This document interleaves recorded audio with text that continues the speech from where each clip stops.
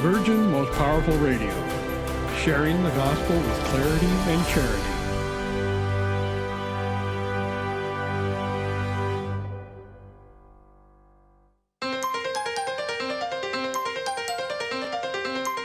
And now, Virgin Most Powerful Radio is pleased to present Hands-On Apologetics with renowned Catholic author and apologist, Gary Michuta.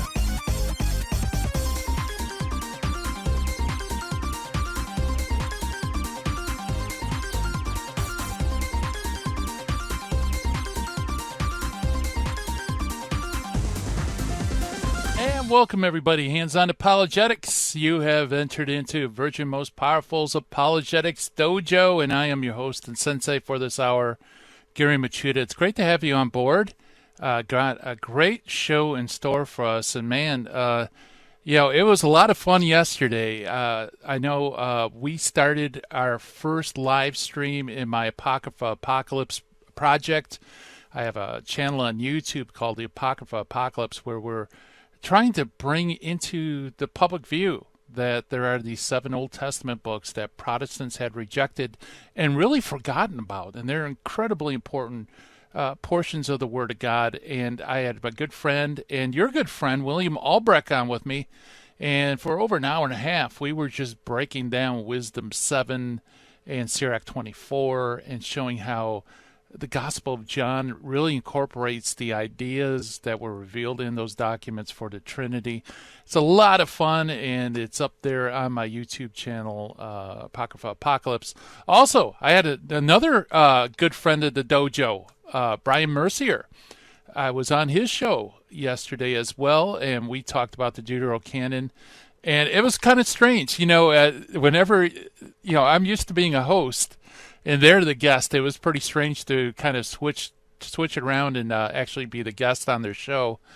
But Brian had a lot of fun, and I had a lot of fun, and we got into some really great issues.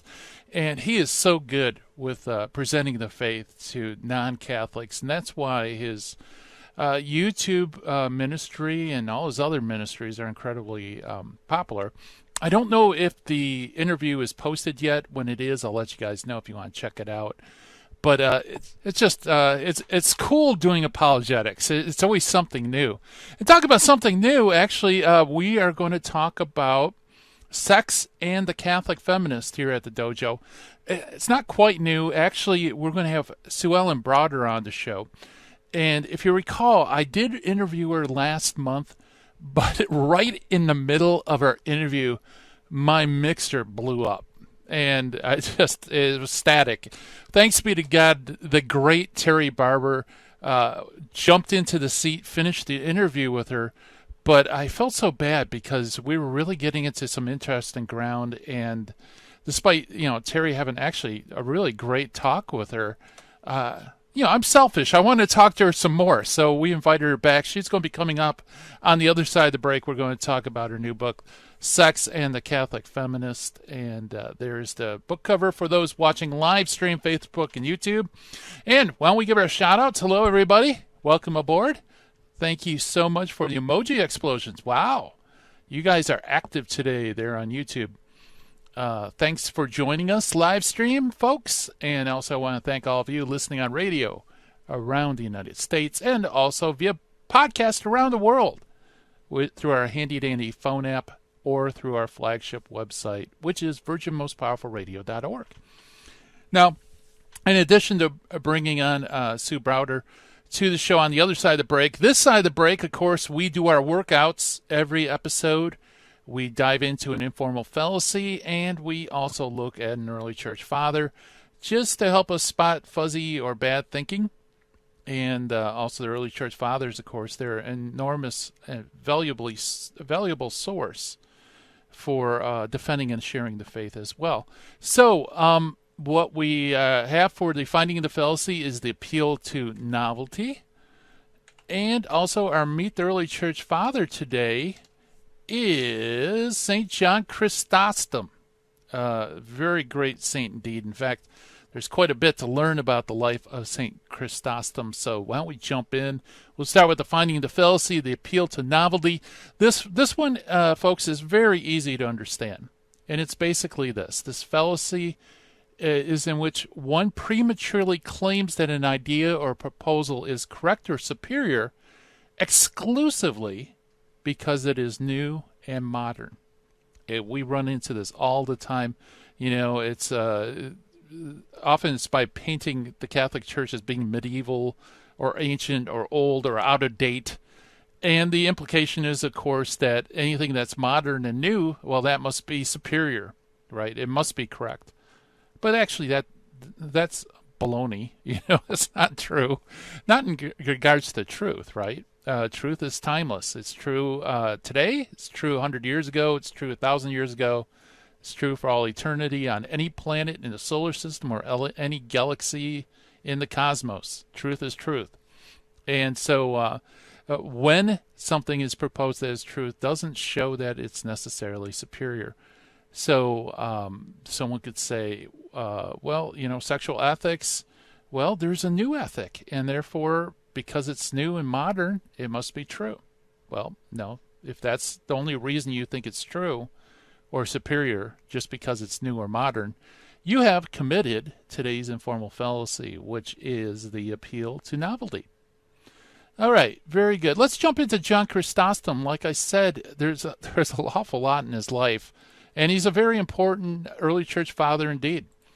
Some will say that John Chrysostom, in fact, is unparalleled anywhere, while others will say that he's matched only by St. Augustine.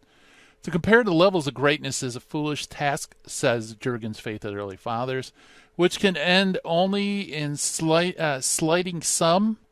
So, John, let us just believe that he was utterly unique, and there is none other like him. Now, though John Chrysostom had more early biographers than any other early church father, so of all the early church fathers, we probably have the most information about him. We still do not know when he was born. There's an interesting factoid for you. Except within a period of 10 years. So he was born sometime around 344, 354. He's a native of the place was Antioch. His earliest education came from his mother, who was widowed at the age of 20. He studied rhetoric under the celebrated Labienus, in whose school he met and formed a lifelong friendship with Theodore of Mopsuestia. By the way, Theodore of Mopsuestia is not exactly the most orthodox of writers, and that's a whole segment in and of itself. Anyway, Zosimund, the church historian, knows of a legend, generally regarded as historical, that Labienus, on his deathbed, was asked who his successor should be, and he replied, John, if only the Christians had not stolen him. So, very interesting story from Zosimund. When John was 18 years of age, he met with Meletius, the bishop of Antioch, who apparently saw in the boy something of promise for a grand future. He baptized John, and who became Meletius's rather constant companion.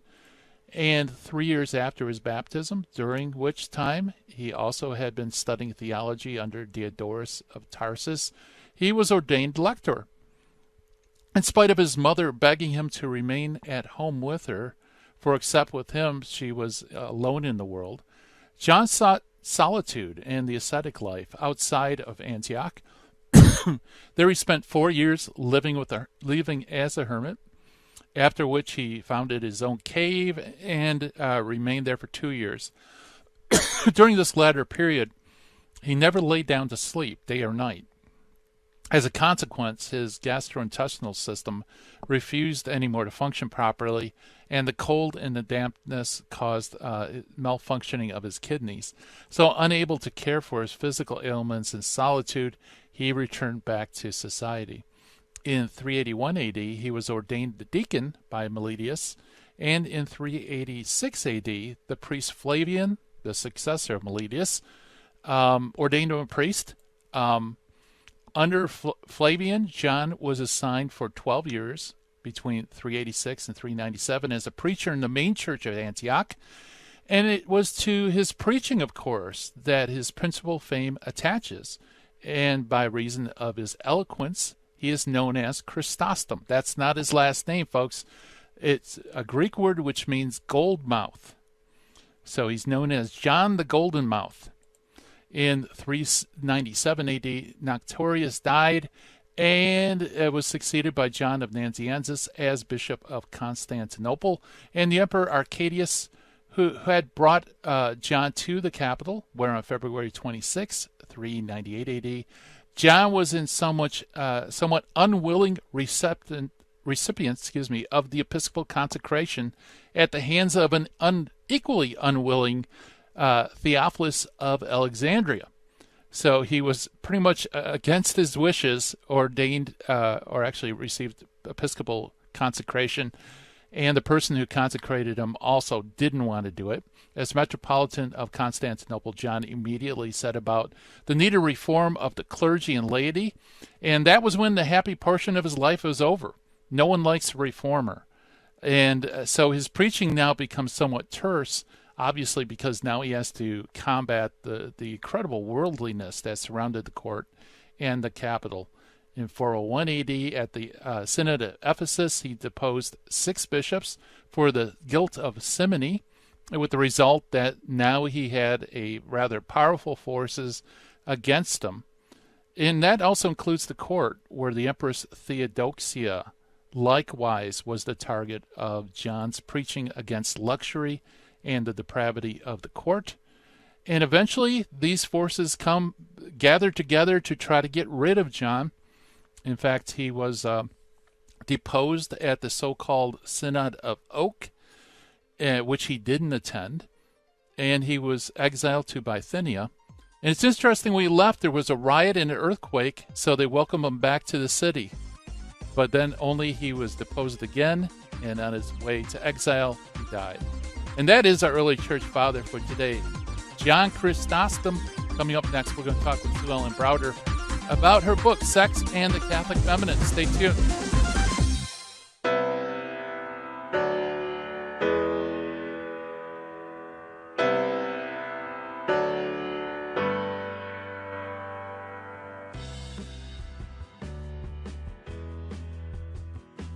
Genesis 1:27 says, God created man in his own image. Male and female he created them. According to Pope St. John the 23rd, it is not true that some human beings are by nature superior and others inferior. All human beings are equal in their natural dignity.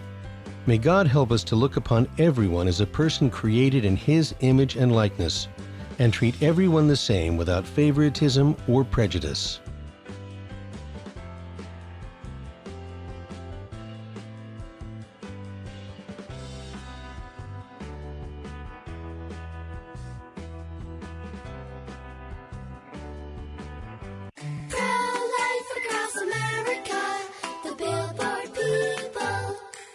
Did you know my mom's gonna have a baby? She is? Will it be a boy? Or will it be a girl? We don't know yet, but we heard the heartbeat and my dad said this is gonna be someone very special. You mean like being a president? Or maybe a doctor? Well, probably maybe like a singer or dancer, I think. Hello, my name is Marianne Koharski. I'm the director of Pro-Life Across America. We know that every baby is a miracle and has the potential to do great things. If you know someone who is pregnant or in need of alternatives or assistance, or would like to support the work of Pro-Life Across America, please call 1-800-366-7773 or visit our website at prolifeacrossamerica.org. Pro-Life Across America is non-political and totally educational. Pro-Life Across America, the Billboard people.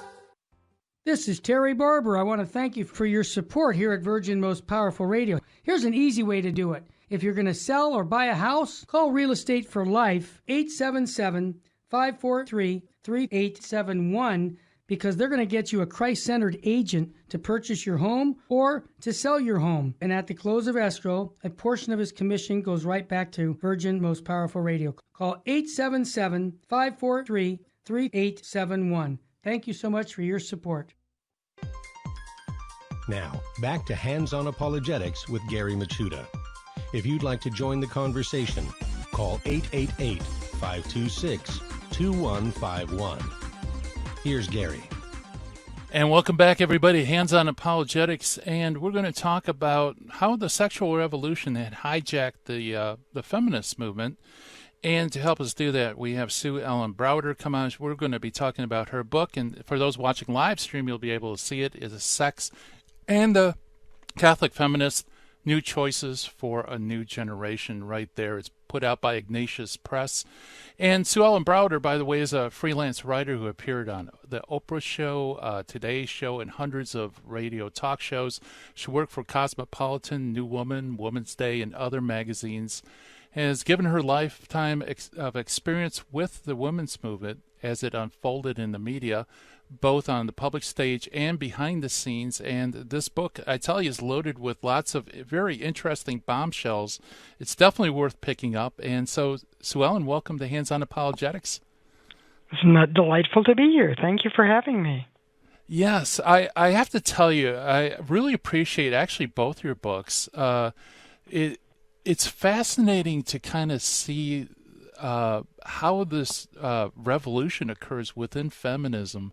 But before we get to that, it's also tied up with your own journey of faith, isn't it? Oh, absolutely.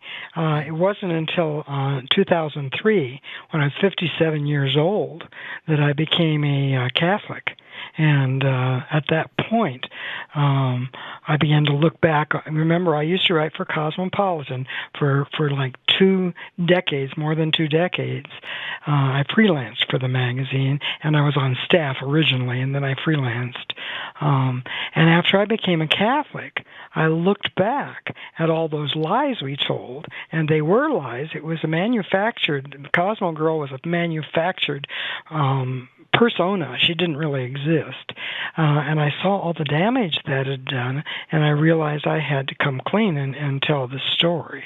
And that's why I wrote both of these books, is to tell young women that not to be bamboozled by all of this stuff out there on the sexual revolution. Yeah, absolutely. So when you, what was it that led you to the Catholic Church? I think this is a fascinating story. Like what was those pivotal moments that moved you kind of out of the radical feminist thing towards the church?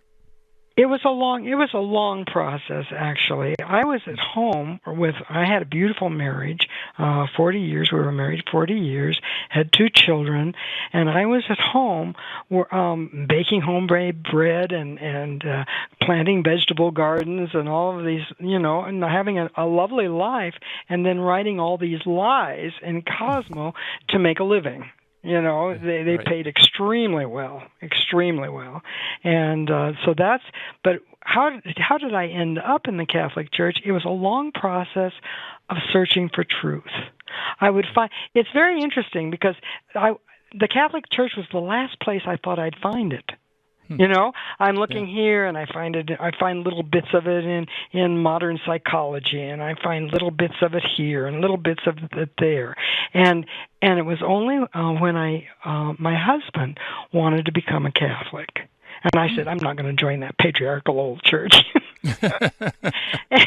And then he convinced me to go to a Mass. So we went to a Mass one evening. It was a Saturday evening. And then we spoke to the priest and went to talk to him, and he said we should get the catechism and read the part about the Eucharist, because obviously if you didn't believe the Eucharist was the real presence of Christ, then you couldn't be a Catholic, right? Yeah. And so we got 2 of those catechisms, and when I got that thing, I couldn't put it down. I read it for 3 days straight. It was the most beautiful thing I'd ever seen. It's just full of truth, and it was all about beauty and joy and love, and we were old Protestants. By this point, we had become Episcopalians, and I would read in the catechism, and I would say, well, where does it say that in the Bible? And then it's all footnoted. And you go, oh, I see. Well, where does it say that in the Bible? And then you go through and you go, oh, I see. So it was the catechism was the final. It would make sense that a book would, since I'm a writer and I write books, it makes sense that a book would be the thing that would convince me. Yeah, that's true. Yeah, God has a good sense of humor, doesn't he? Yes, he does. Yeah. And, you have this story about somebody invites you to a pro-life rally, right? Yes. Yeah. Yes. That was, but even after I became Catholic, I was 57 years old, so I didn't have to deal with that abortion issue. I had an abortion, okay, and so it was something I did deal with it in the church. I went to confession and got really quite healed from a lot of pain over the last maybe 30 years. I mean, it was just an amazing healing. But I had not still dealt with, was abortion good or bad? I knew it was bad, but I had not dealt with the church's understanding of abortion. And I went to the Walk for Life with a friend of mine who'd had 3 abortions. And as we crossed the Golden Gate Bridge, she told me about her story, that she was terrified of heights, and she was almost having a panic attack. She was driving, and she was telling me, it was very dramatic. We were crossing the Golden Gate Bridge. She's having a panic attack and telling me about her 3 abortions. And we get to the Walk for Life, and Father Frank Pavone is there. And we went to the Walk for Life so this woman could be silent no more. Okay, so she's up on the silent no more stage, and Frank Pavone is up there, Father Frank, and he looks down straight at me. I'm down below the stage there, and he says, "What are you going to do?" Wow. And I'd been thinking that I needed to write one of these books, Subverted, How I Helped the Sexual Revolution Hijack the Women's Movement. Had been thinking I should write that book, and that was the moment when I thought, okay, I got to write this thing. Wow. And then it took me another 3 or 4 years to do it, because there's an enormous amount of research, as you can see in these books. I went to the Library of Congress and went through the papers of Harry Blackmun, who wrote Roe v. Wade. I did a lot of research, and it took me about 3 years to do it, 3 to 4 years. Yeah, and you can tell in the book, but you're such a good writer. It is such a good read. It's not, everything is researched and footnoted and solid, yet it's also very readable. I mean, I enjoyed it. I learned a lot from it, too. Well, that's one of the blessings, if you will, of having worked for Cosmo. They did have a very readable style. And so I was taught, and I went to the University of Missouri School of Journalism, so I was given a lot of good education on journalism. And so this is probably one of the few reports that's actually written by a professional journalist. So so that's why it's readable. I mean, yeah. I've been a writer for 50 years. Yeah. Yeah. Well, why don't you take us on a trip? Was feminism, was it always behind the sexual revolution? Well, feminism in the beginning was pro-life. I mean, they didn't call it pro-life in those days, but they were anti-abortion. In the 1800s, all those early suffragists were anti-abortion. They saw abortion as an attack on the woman, not as a freedom. So how did we get to the point where so many young women today think to be free is to go to college, get a great degree, which were both feminist calls, and to be as sexually free as possible. How did those two get joined together? Well, as I say, after I became a Catholic, people kept asking me that question, and I didn't know the answer. And that's when I started to dig into it and find out. You see, when I was at Cosmo, I knew something very important, that is, this whole thing, all of this stuff came from one little seed, It's always the little thing that you know that makes the difference. I was at Cosmo in 1971 on staff, and I knew that the sexual revolution, which we were promoting at Cosmo and has now been promoted everywhere in all the newspapers, the magazines, the internet, the Hollywood, everywhere. But the sexual revolution in those days and the women's movement were two radically different movements. So Cosmopolitan was representing the sexual revolution, and Helen Gurley Brown, who is the editor of Cosmo, would have loved for Betty Friedan, who had launched second wave feminism in 1963 with her book The Feminine Mystique. She would have loved for Betty Friedan to be part of the magazine and write for the magazine, but Betty Friedan called Cosmo quite obscene and quite horrible. So feminism and the sexual revolution in the beginning, in the early 1900s and up until the mid-1960s, were two radically different movements. Women saw that sexual attack as an attack on them, which it is. So how did we get to the point where they got joined together? Well, there were two men. And we wouldn't, Larry Lader and Dr. Bernard Nathanson. Most of us have heard of Dr. Bernard Nathanson. He was an abortionist who took responsibility for 75,000 abortions before he became pro-life, saw a baby on a fetal monitor, became pro-life, and later became Catholic. So he wrote a lot of books, and he told us how they hijacked the women's movement, how the men in the pro-abortion movement hijacked the women's movement by convincing Betty Friedan, who was a very forceful lady, to insert the demands for abortion and contraception and sex education into the National Organization for Women's Bill of Rights, their political Bill of Rights, which still guides a lot of radical leftist feminists today, okay? Mm-hmm. And what they did was the night, I found the actual night that they inserted abortion into the women's movement's demands for equality. It was on November 18th, 1967, in the Chinese room of the Mayflower Hotel in Washington, D.C., and there were only about 100 people there, and only 57 people that night voted to join abortion with the feminist movement.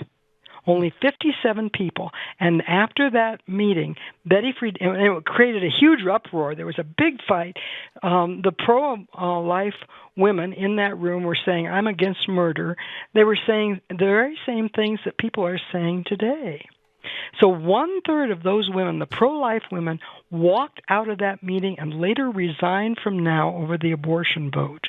But the 2 days after that meeting, Betty Friedan gets out in front of the press and she says she's speaking for all the millions of women in America. They all want abortion. She's speaking for all women around the world. And the press, who were not in that meeting, bought it. Wow. They bought it, and they continue to buy it. Right. Wow. Well, I hear the music coming up. We are chatting with Sue Ellen Browder about a book, Sex and the Catholic Feminist, by Ignatius Press. We will be right back right after this.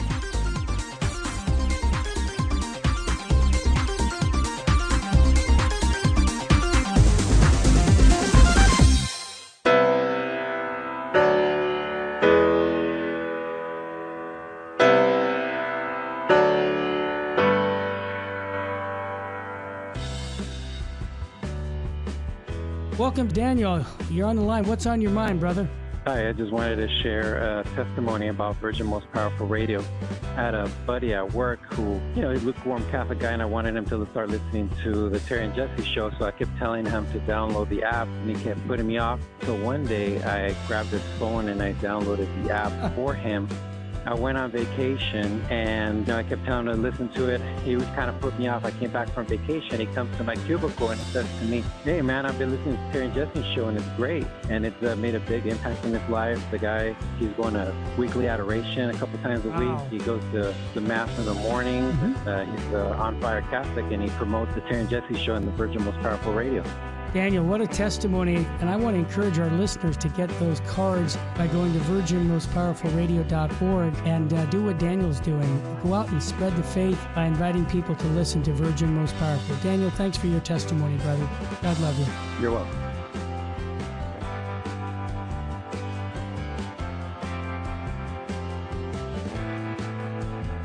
If you shop on Amazon.com, there's an easy way to support Virgin Most Powerful Radio. Just visit smile.amazon.com and type in Catholic Resource Center under the desired charity. Now, when you log into your Amazon account and purchase products, a portion of it will automatically go to support Virgin Most Powerful Radio at no cost to you. Thanks in advance for supporting CRC and VMPR, and may God richly bless you and your family.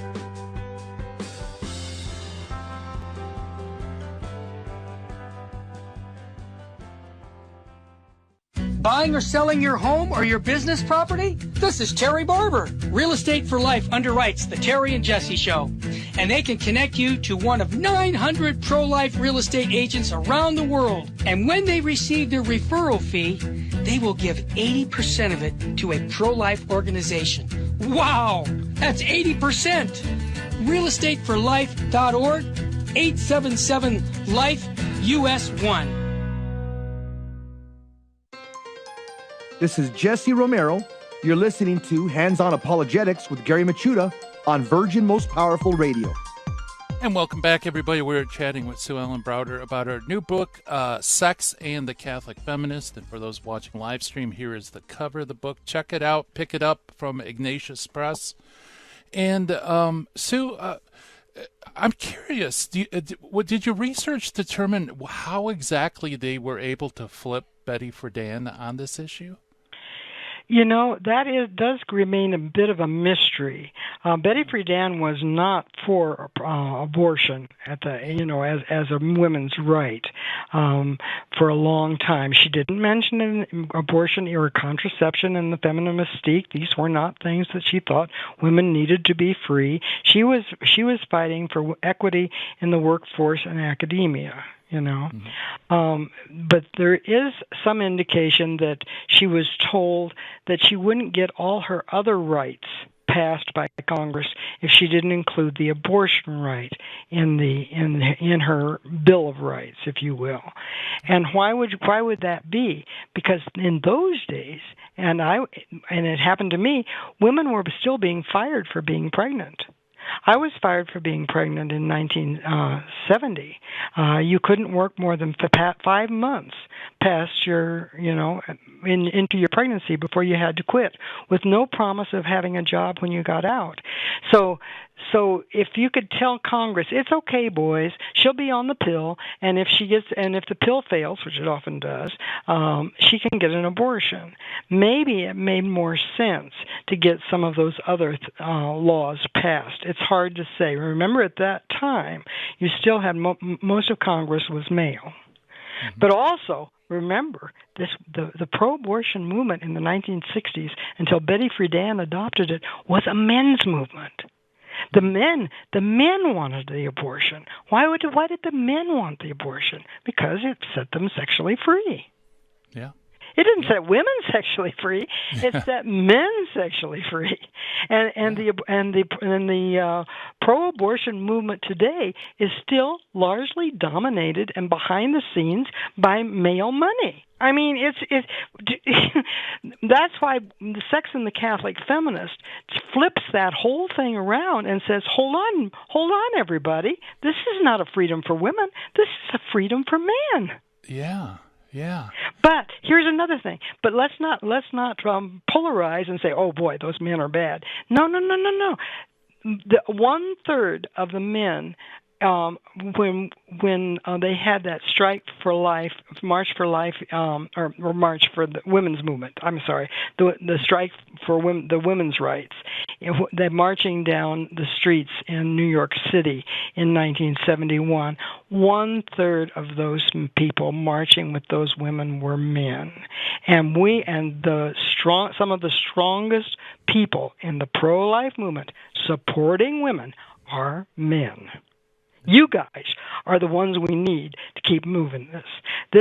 We've got to, this whole abortion thing split us apart, split women from men, split the baby from the woman, broke up the family.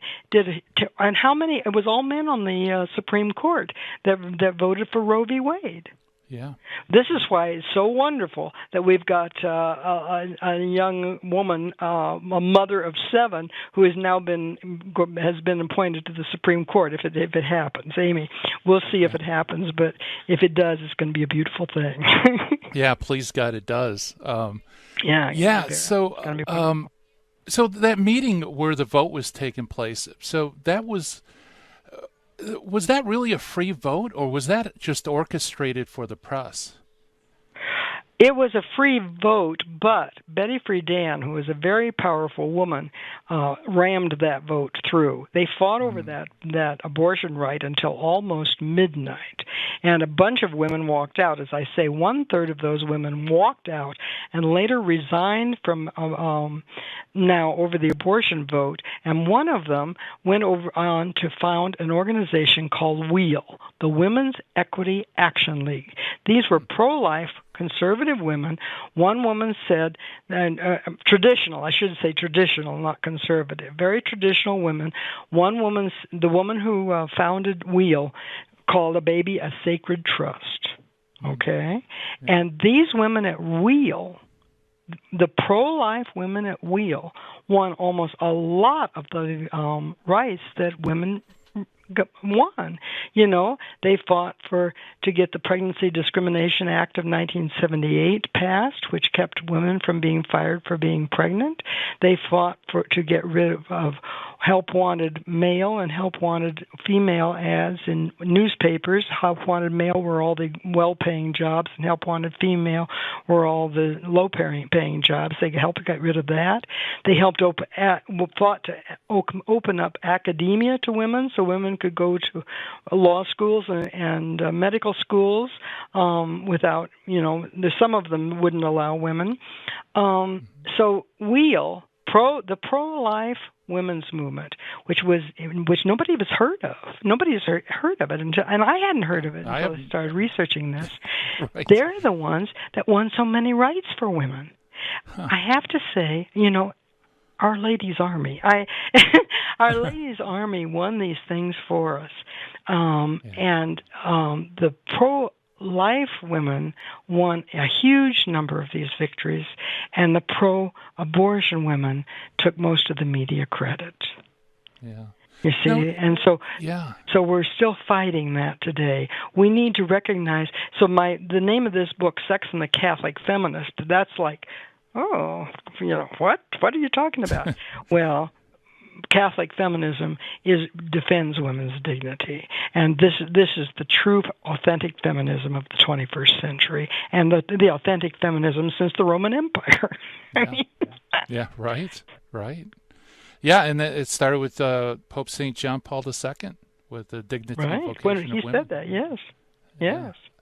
But we have to remember we need more strong men's voices helping us fight this battle. We've had them for years, but we need more, and we all need to recognize we're working on something that's very important to our nation, because our nation is falling apart largely because we're losing our Christian values completely. It's a post-Christian society, and look what's happening to it. It's collapsing like Rome. Yeah, absolutely.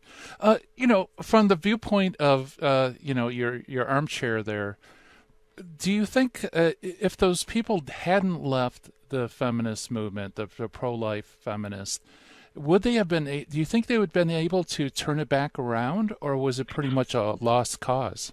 Well, that's an interesting thing. If they had hung in there and fought within the movement, that would have been very interesting. They still fought for the rights that they wanted, which was equal opportunity in academia and the workforce, and they got what they wanted. But also they didn't get any media attention. They got very little media attention because they didn't want it. These were more humble women. They didn't want it, And they were also had excellent jobs, a lot of them, and they didn't want their bosses to know they were out among those women marching in the streets. So they kind of worked undercover, if you will, when it came to media attention.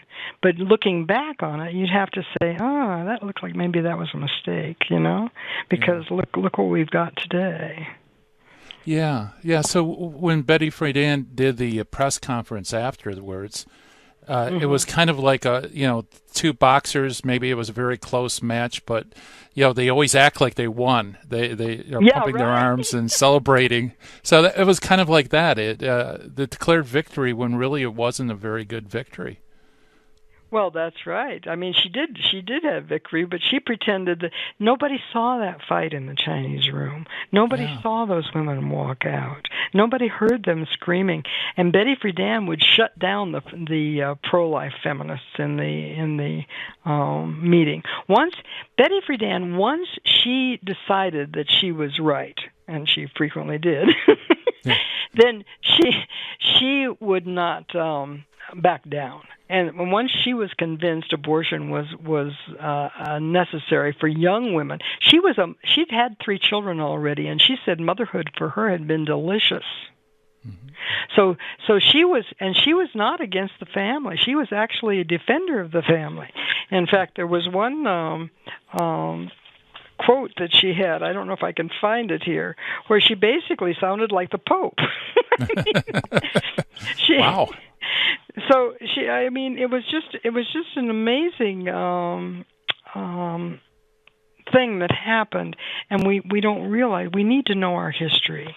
Yeah. And that's why in this Sex and the Catholic Feminist, the first chapter is called "It's Time to Reclaim the F Word." No, not that one. Right.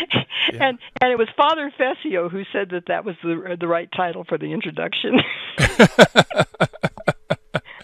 Well, it does grab your attention, that's for sure.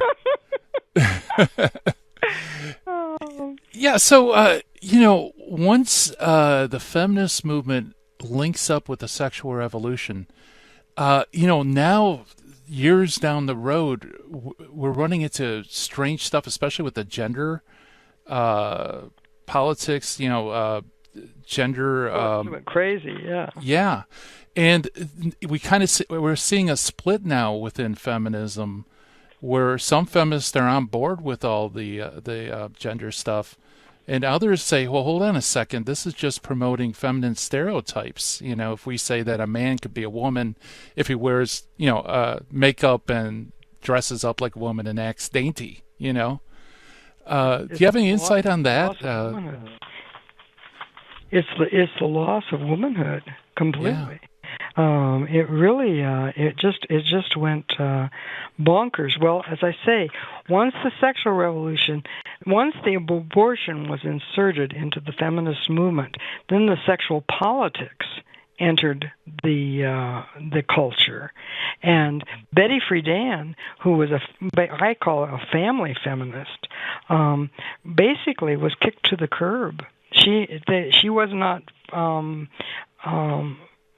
famous and popular anymore in the media. I blame the media. Being a journalist myself, I blame the media for joining the sexual revolution, the feminist movement together. Wow. Very good. We're chatting with Sue Ellen Browder on her book, Sex and the Catholic Feminist, available through Ignatius Press. More to come on the other side of the break. You're listening to Hands on Apologetics.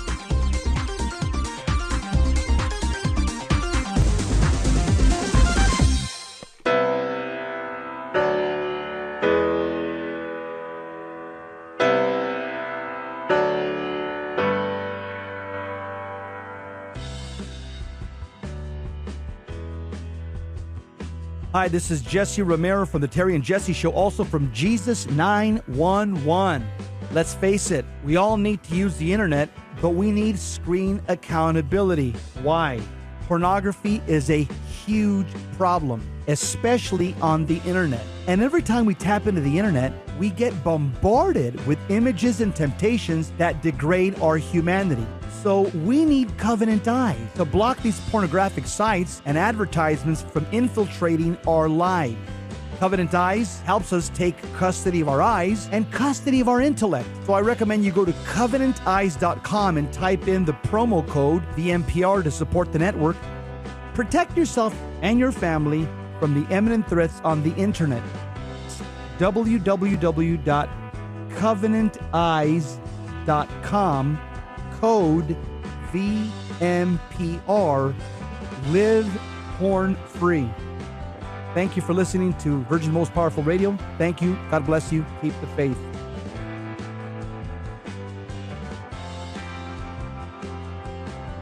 Genesis 1:27 says, God created man in his own image. Male and female he created them.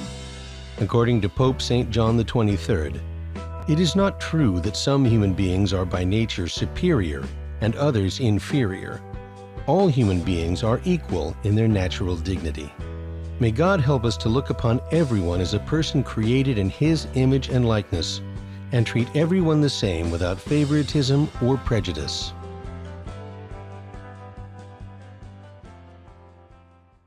Buying or selling your home or your business property? This is Terry Barber. Real Estate for Life underwrites the Terry and Jesse Show. And they can connect you to one of 900 pro-life real estate agents around the world. And when they receive their referral fee, they will give 80% of it to a pro-life organization. Wow! That's 80%! realestateforlife.org, 877-LIFE-US1. Now, back to Hands-On Apologetics with Gary Machuda. If you'd like to join the conversation, call 888-526-2151. Here's Gary.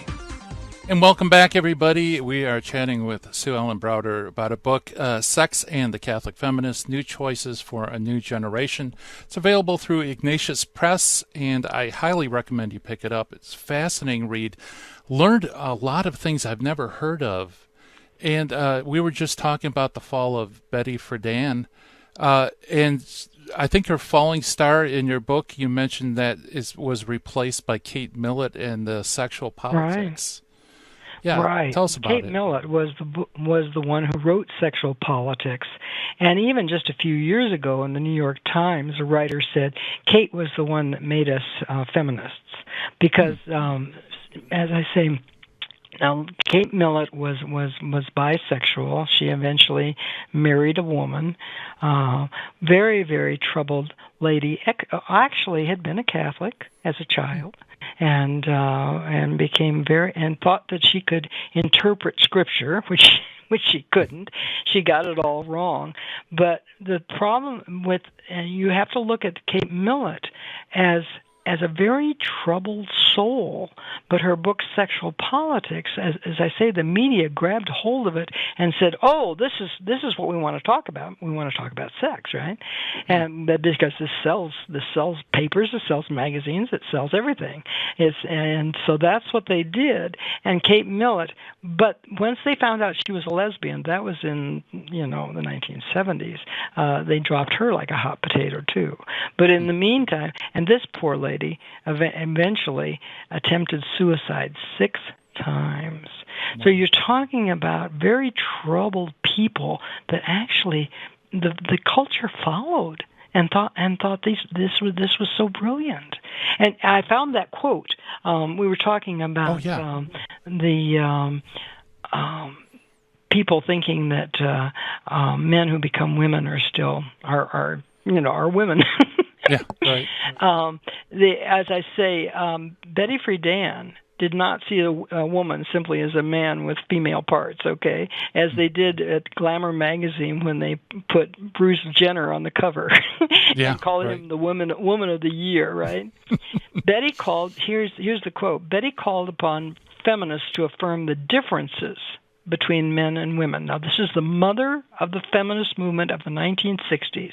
She called on feminists to affirm the differences between men and women, condemning the fact that some feminists, quote, denied real differences between women and men except for the sex organs themselves. She wrote, they still do not understand that true equality is not possible until those differences between men and women are affirmed.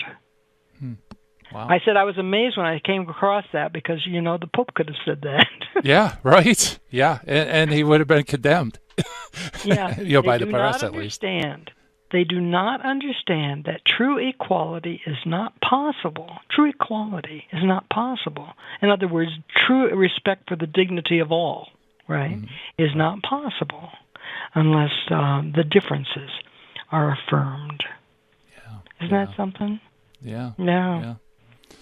So, that is a remarkable quote. And, it's strange because to do otherwise, you're essentially affirming what feminism was really against, which was feminine stereotypes. And that's right.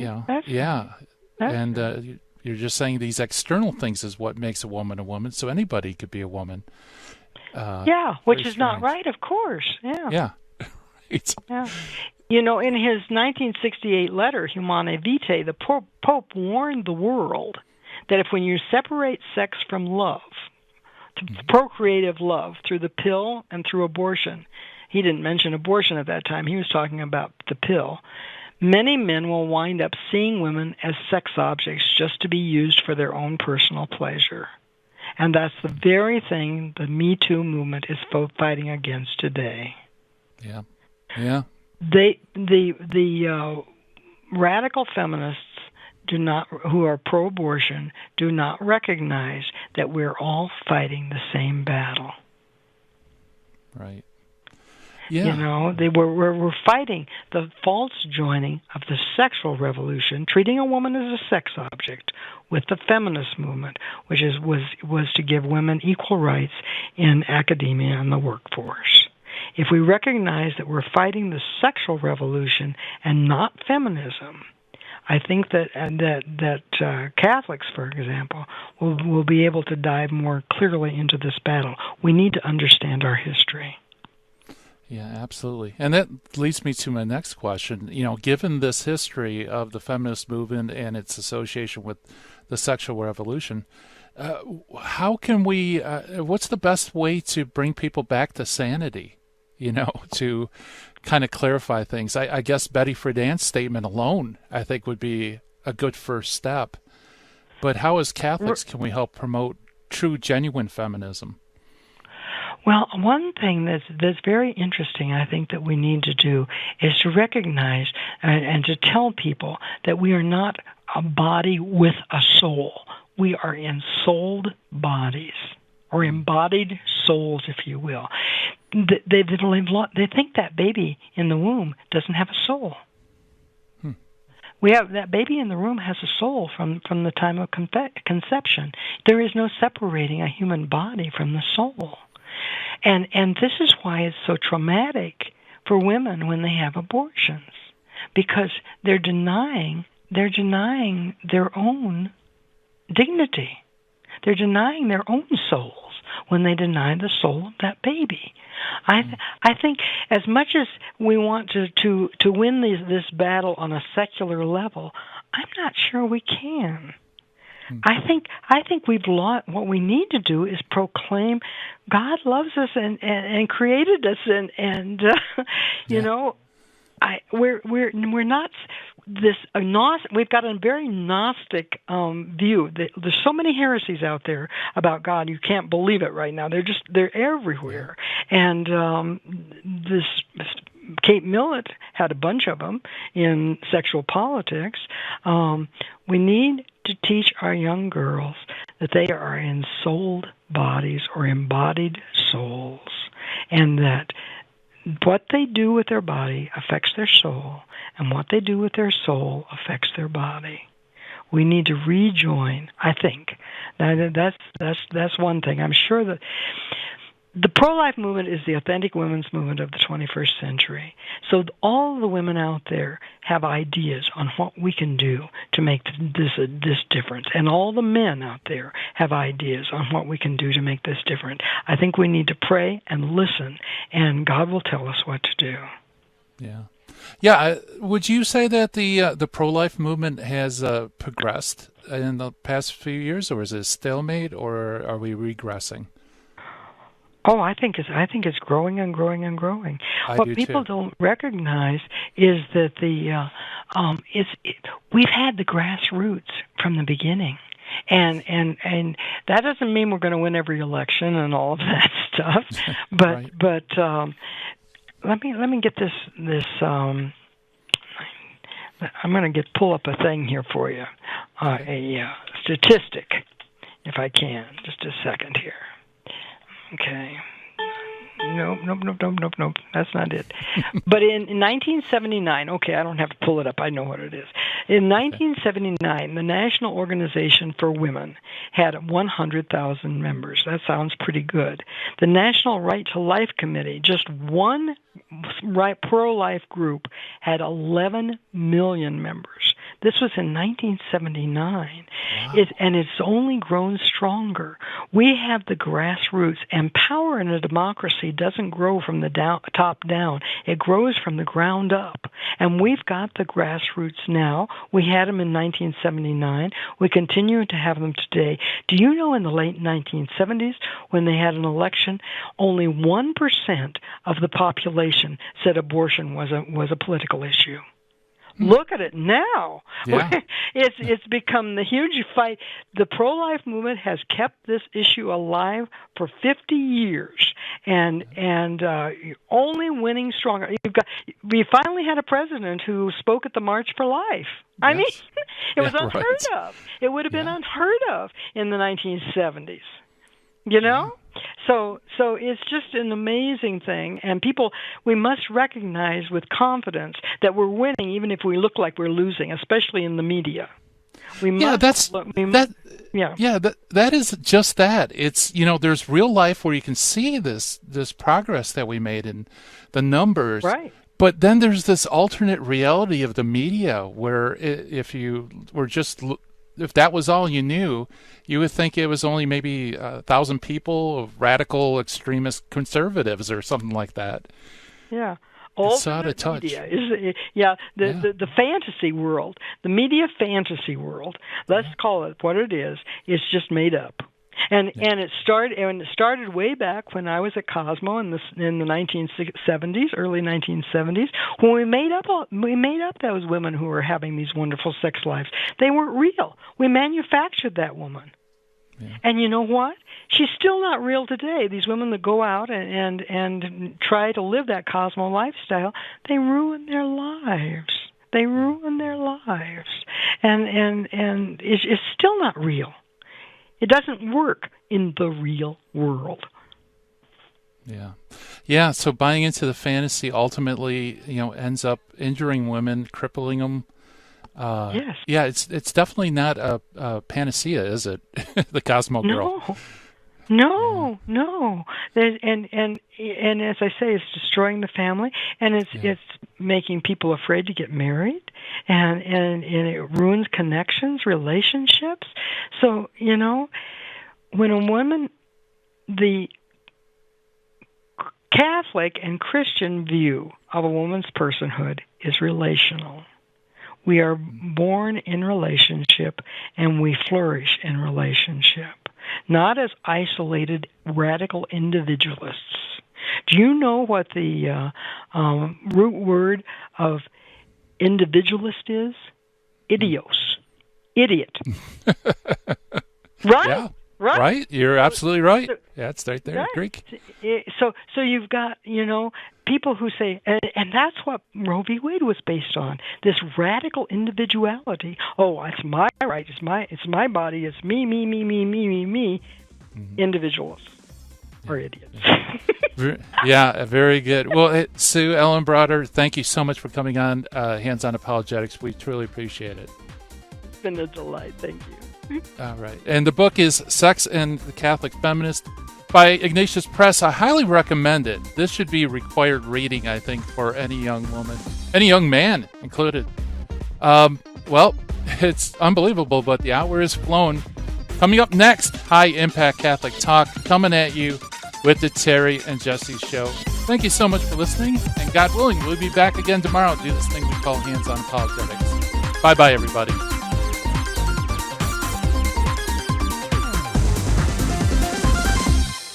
In the 1990s, I lived and worked in Hollywood. But when my wife Betty's mom took ill, we relocated to Orange County. And it was during this time in our lives that I converted to Catholicism.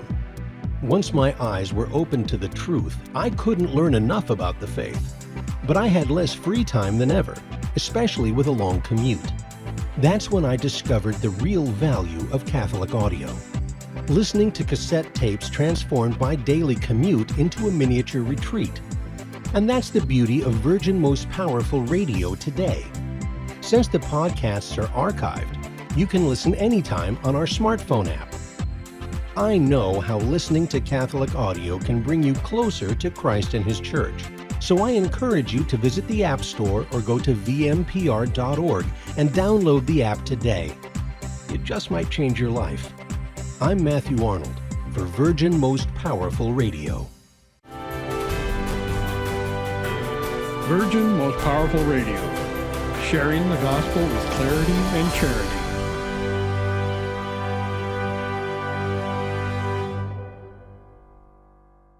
I'm a soldier for Christ. I'm a soldier for Christ. I'm a soldier. No, they'll never take us under, because we're bringing truth like thunder. Raining on your speakers like a ton of bricks. Hold the cross high, cause we're Catholics. Fight the good fight with the truth. Stand tall with the truth. I'm a warrior for Christ. I'm in love with the truth. Love God, save souls, slay error. Go stronger, go